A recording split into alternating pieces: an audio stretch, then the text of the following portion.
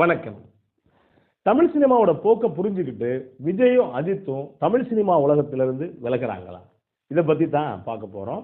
Tamil cinema இன்னைக்கு வேற ஒரு காலகட்டத்தில் போய்கிட்டு இருக்கு. விஜய், அஜித் 2 பேருமே வேற ஒரு திசையை நோக்கி பயணப்பட்டாங்க. குறிப்பா விஜய்க்கு ஒரு படம் தான் இருக்கு. முழுக்க முழுக்க அரசியல்ல கவனம் செலுத்த போறேன் அப்படிங்கிற இடத்துக்கு விஜய் வந்து சேர்ந்துட்டாரு.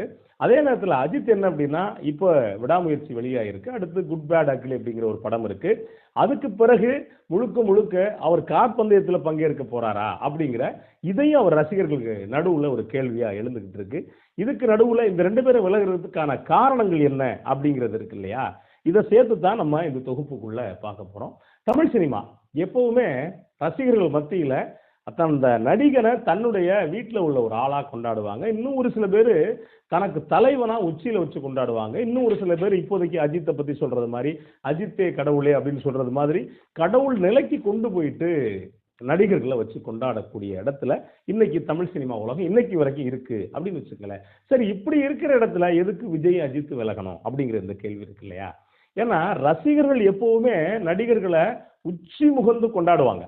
அதுலயும் கதாநாயகிக்கு இல்லாத ஒரு அந்தஸ்து, வில்லனுக்கு இல்லாத ஒரு அந்தஸ்து, நகைச்சுவை நடிகருக்கு இல்லாத ஒரு அந்தஸ்து எப்பவுமே கதாநாயகன்களுக்கு உண்டு. அதுவும் எப்படிப்பட்ட கதாநாயகன் அப்படின்னா, ஒரே அடியில 100 பேர் 50 பேர் அடிக்கக்கூடிய கதாநாயகன்களுக்கு இன்னும் அதிகமான அந்தஸ்து ரசிகர்கள் மத்தியில உண்டு. அது காரணம் என்னன்னா, வழி வழியா வரக்கூடிய நம்முடைய மரபு தான். இந்த மரபுல எப்படி அப்படின்னா, வீரதீரம் மிக்கவனை தன்னுடைய தலைவனா ஏற்கிற அந்த பாணி இருக்குல்ல, அது வரலாற்று சார்பா உள்ளது. இப்ப சினிமாவிலையும் அதை ஏத்துக்கிற இடத்துக்கு வந்திருக்காங்க அப்படின்னு ஒரு பக்கம் வச்சுக்கங்களேன். ரசிகர்கள் ஏத்துக்குவாங்க. ஆனா இவங்களுடைய சூழல் என்ன அப்படின்னா, ஏறத்தாழ அஜித்துக்கு ஒரு 55 வயசு, விஜய்க்கு ஒரு 51 வயசு. இந்த வயசுல 2 பேரும் சினிமாவில இருந்து வெளியேறணுமா அப்படிங்கிற ஒரு கேள்வி ரசிகர்களுக்குள்ள ஒரு பெரிய வருத்தத்தை ஏற்படுத்துது. அதே நேரத்தில் அவங்க 2 பேரும் வெளியாகிறதுக்கான காரணம் என்ன அப்படிங்கிற கேள்வி இருக்கு இல்லையா? இன்னைக்கு சினிமா போகக்கூடிய போக்கு, ஒரு நேரம் சினிமா அப்படின்னு பாத்தீங்கன்னா ஒரே நேரத்துல லோ பட்ஜெட் படமும் வெளியாகும், மீடியம் பட்ஜெட் படமும் வெளியாகும், பெரிய பட்ஜெட் படங்கள் வெளியாகும். ஆனா இன்னைக்கு படம் அப்படின்னு நீங்க கவனிச்சு பாத்தீங்கன்னா 2 வகையில தான் படங்கள் வெளியாகுது. ஒன்னு ரொம்ப ரொம்ப உயர்வான பட்ஜெட் படங்கள். அது யாருக்கு அப்படின்னா மிகப்பெரிய கதாநாயகன்களுக்கான படம். அதே நேரத்துல ரொம்ப லோ பட்ஜெட் படம். இந்த படங்கள் ஓடவே முடியல அப்படிங்கிற இடத்துல வருது. 1-2 படங்கள் அரிதா ஓடிடுது அப்படின்னு வச்சுங்களேன்.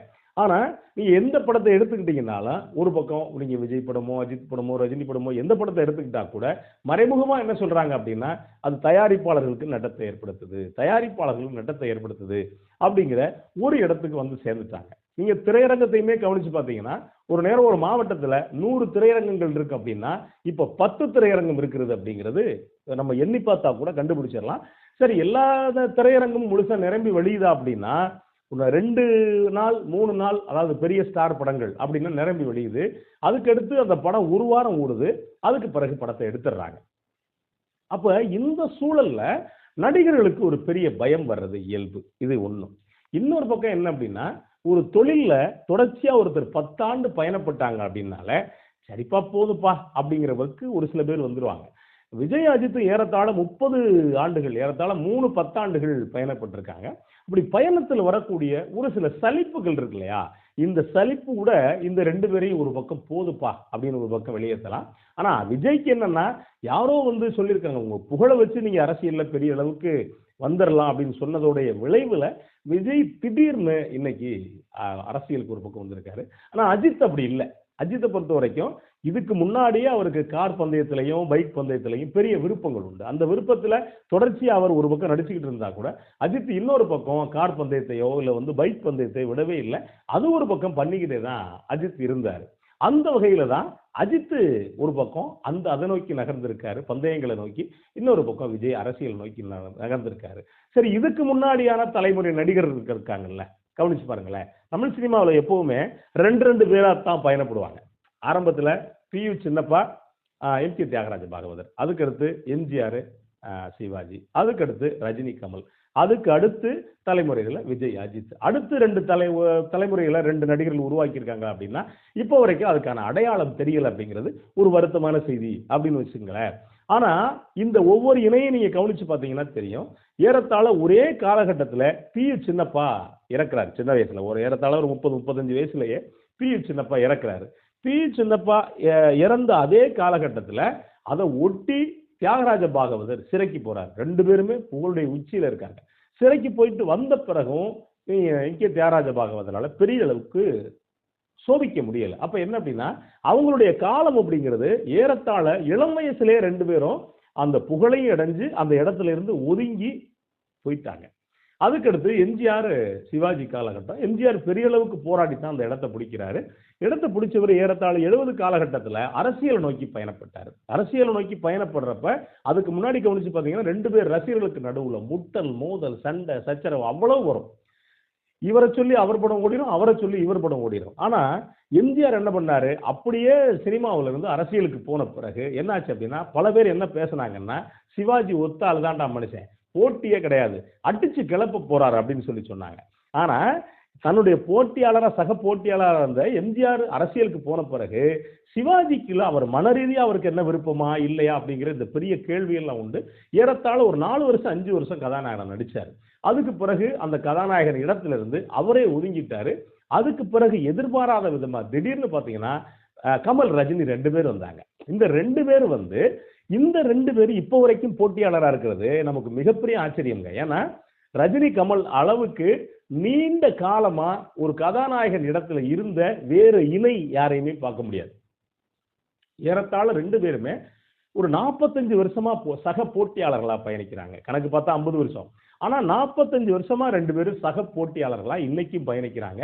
இவங்க 2 பேருக்கு சொல்லுவாங்க எனக்கு எண்டே கிடையாதுரா அப்படிங்கிறது மாதிரி இந்த 2 பேரும் நடிச்சுக்கிட்டே இருக்காங்க. ஆனா சிவாஜி என்ன பண்ணாரு அப்படின்னா ஒரு அளவுக்கு பிறகு நடிக்க ஆரம்பிச்சாரு. ஆனா தன்னுடைய பிம்பம் எல்லாத்தையும் தூக்கி போட்டுட்டு ஒரு சின்ன ரோலா இருந்தாலும் நடிச்சாரு.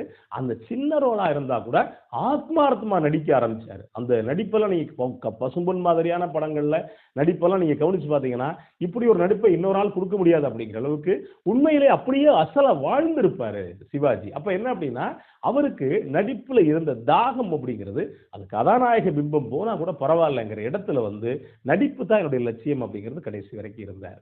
ஆனா இப்ப இந்த 2 பேருக்கான சூழல் என்ன அப்படின்னா 2 பேரும் நிறைய சம்பாதிச்சிட்டாங்க. நிறைய சம்பாதிச்சுட்டா கூட 2 பேருக்குள்ள வேற வேற விருப்பங்கள் இருந்து வேற வேற திசையை நோக்கி பயணப்படுறாங்க. நல்லா கவனிச்சு பாத்தீங்கன்னா எந்த இடத்துல விஜய் தன்னுடைய சினிமா வாழ்க்கைய விட்டு மாறி அரசியலுக்குள்ள போறாரோ அதே காலகட்டத்தில் தான் அஜித்தும் சினிமா வாழ்க்கையை விட்டுட்டு கார் பந்தயம், பைக் பந்தயம் அப்படிங்கிற இடத்துக்கு அஜித் இன்னொரு பக்கம் தள்ளப்படுறாரு. அப்ப என்ன காரணம் அப்படின்னு பாத்தீங்கன்னா ஒரு பக்கம் தமிழ் சினிமாவுடைய போக்கு இனிமேலுக்கு தமிழ் சினிமாவுக்கு எதிர்காலம் இருக்குமா அப்படிங்கிற இந்த கேள்வி ஒரு பக்கம் இருக்கு. அது காரணம் என்ன அப்படின்னா இன்னைக்கு இருக்கக்கூடிய சினிமாவில் இருக்கக்கூடிய நிறைய கான்ட்ரவர்சி ஒரு சாதாரணமான ஒரு தயாரிப்பாளர் ஒரு எளியவன் ஒரு சாதாரண ஒரு தொழில் பண்ணவர்களை தயாரிப்பாளர் இருக்க முடியுமா அப்படின்னா முடியாது அப்படிங்கிற இடத்துக்கு வந்துட்டாங்க. ஒரு பெரிய கார்பரேட்டுகள் மாதிரி தான் உள்ளவங்க தான் சினிமா பண்ண முடியும் அப்படிங்கிற இடத்துக்கு வந்துட்டாங்க. குறிப்பா ஏவிஎம் மாதிரியான நிறுவனங்களே சினிமாவை மூட்டை கட்டி வச்சுட்டு போயிட்டாங்க. இப்படி பல நிறுவனங்கள் நீங்க இவரா இருக்கட்டும், ஏஎம் ரத்னம் மாதிரியான, கேடி குஞ்சுமோன் மாதிரியான ஆட்கள்லாம் படம் பண்ண காலகட்டத்தில் இன்னைக்கு அந்த மாதிரி யாருமே இல்லாம ஒரு லைக்காவோ இல்ல ஒரு ரெட் ஜெயண்டோ இல்ல இப்படி உள்ளவங்க தான் படம் பண்ண முடியும் அப்படிங்கிற இடத்துக்கு வந்துட்டப்ப சினிமாவுக்குள்ள ஒரு உண்மைத்தன்மை இருக்காது அப்படிங்கிறதான் யதார்த்தம். என்ன காரணம் அப்படின்னா ஒரு எளியவன் ஒரு தயாரிப்பாளராக வர்றப்ப அவனுடைய வழிகளை உணர முடியும். அதே நேரத்தில் ஒரு கார்பரேட் கம்பெனி ஒரு படம் தயாரிக்கிறப்ப அவங்களுக்கு வழிகளை உணரணும், மக்கள் பிரச்சனையை பண்ணணுங்கிற எந்த அவசியம் கிடையாது. 5 ரூபா முதல் போட்டு 50 ரூபா எடுக்கணும் அப்படிங்கிற இடத்துக்கு தான் வருவாங்க. ஆனா இந்த சூழல்ல என்ன இருக்கு அப்படின்னா அந்த கார்பரேட் கம்பெனிகளே பட சினிமாவை பார்த்து பயப்படுற இடத்துக்கு சேர்ந்துட்டாங்க.